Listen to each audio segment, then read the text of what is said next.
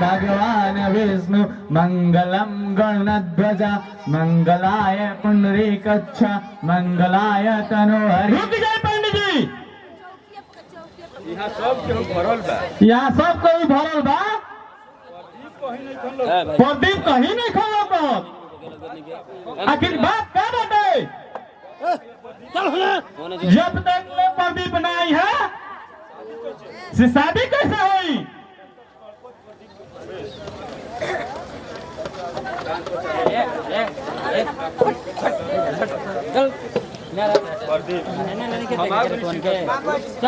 हम आगे ऋषि दास बाबू रहे आता ना कहाँ खबर आई बानी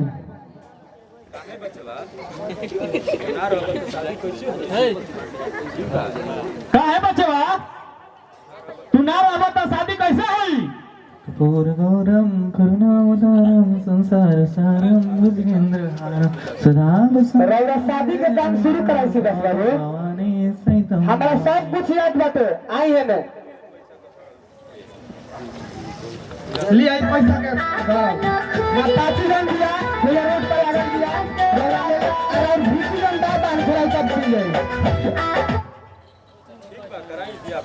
ठीक बा या कराई पंडित जी। बार बार अपन हाथ एक दूसरे के हाथ दे।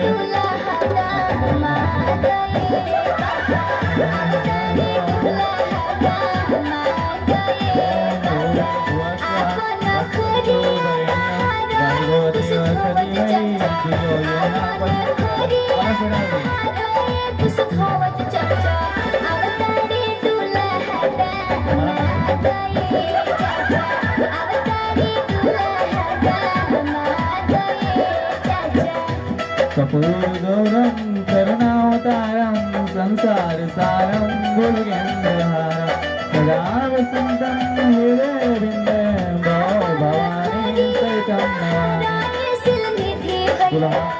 हाथ बढ़िया लेकर महाराज, हाथ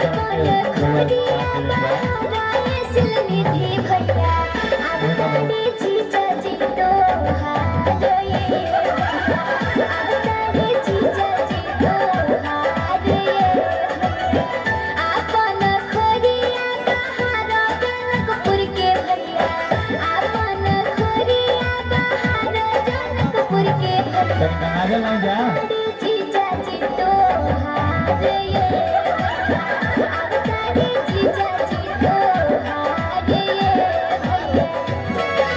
गंगाजल नहीं जा।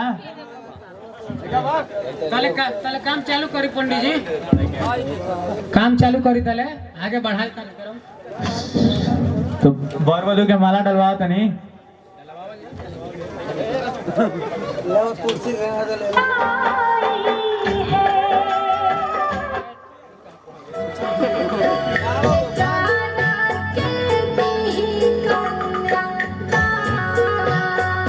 लड़की के भाई को बुलाओ जाओ, पानी गिराओ।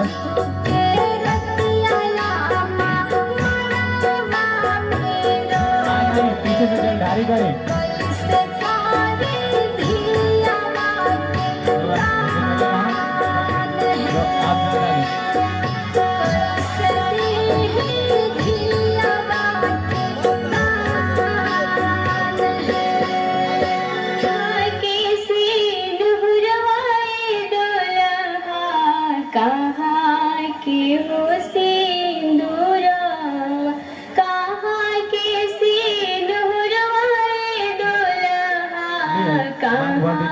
के हो सिंदूरवा के करी का हल्काए दुल्हा बेटी पर डलला सिंदूरवा के करी का हल्काए दुल्हा बेटी पर डलला सिंदूरवा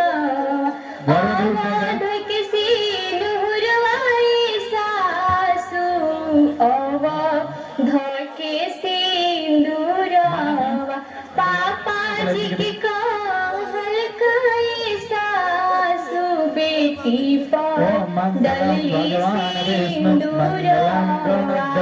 मंगलाय पुंडरी कच्छा मंगलाय तनोहरी आप मंगला डाली अब डाली अब स्टार्ट थोड़ा ले लीजिए एक पैसा दो पैसा जनिली हा पंडित लइका के खुआ के दहेज ली हा पंडित जी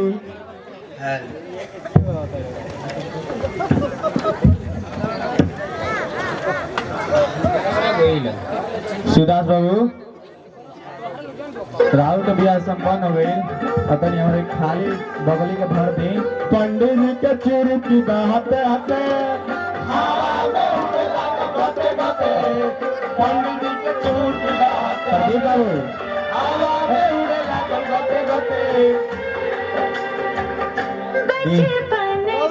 पंडित जी पैसा सर जब खुशी बात रहे ना बात फिर सौरे ले ले तो चलिए जब विदाई करा लो आप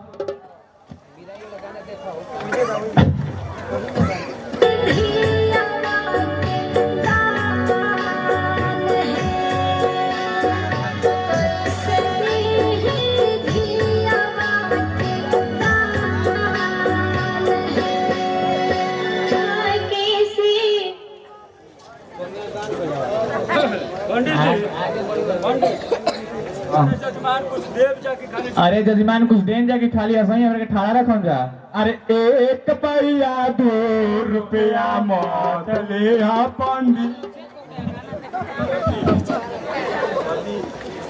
पंडित जी रौरा ली पैसा रौरो खुश रहे यहाँ सब कहो तो खुश बा रौरा कहाँ दुखी रहो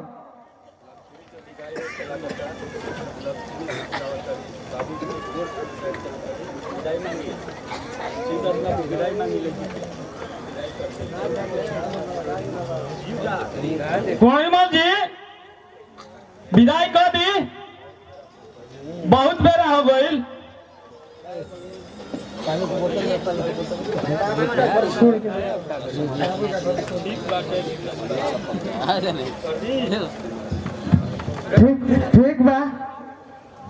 ठीक बा सुदास बाबू विदाई करवाए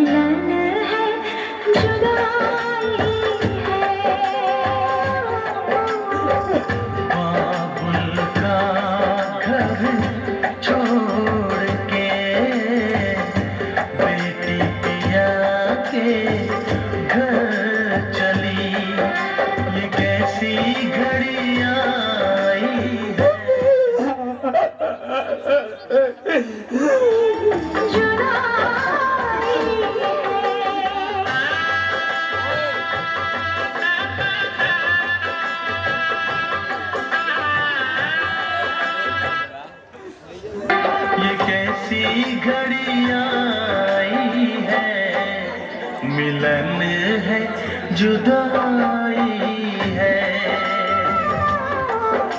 ये कैसी घड़ी आई है मिलन है जुदाई है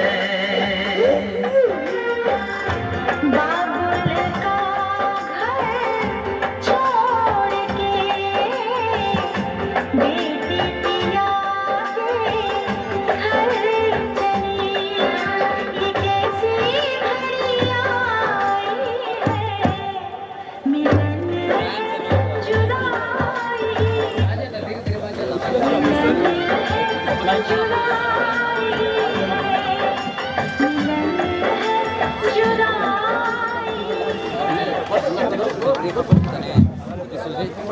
प्रदीप तू हमारे का हवाले कर दो हमारे का। क्या ना जुर्म है इंस्पेक्टर साहब? प्रदीप तू बैंक से 10 लाख रुपया लूट के ले बड़ा। ये हुआ क्या कहते हैं इंस्पेक्टर साहब? प्रदीप चोर तो ना हमें, प्रदीप का छोड़ दी इंस्पेक्टर साहब। नहीं, और तू हमारा काहे छोड़ा होता है? हम चोरी कर लेबे तो जेल तो जाए के नहीं पड़ी। बाकी एगो बात तू देख लिया, अपने दीदी के शादी में तारा लोग 1 रुपया ना लगे दे रही है। गिरफ्तार कर ली एक्सप्रेस से।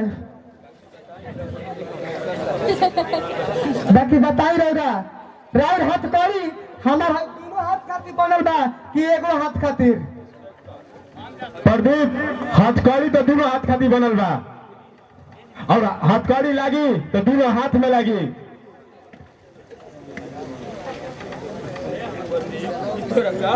प्रदीप ई तोरा का हो गेलो बेटा? नहीं हमारा कुछ हुआ नहीं के भाई।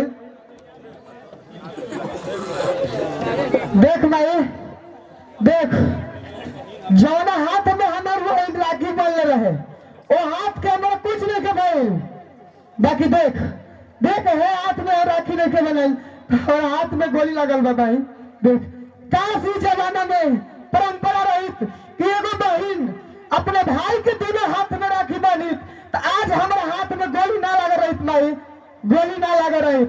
बाकी ये सब तरह के बताने से तो कोनो फायदे नहीं थे। हम जाते नहीं भाई, ते अब ऐसे स्वतंत्र रूप से रहिए, हमारी चिंता छोड़ दिए। अब चलिए इंस्पेक्टर साहब गिरफ्तार कर लिए हम रखे।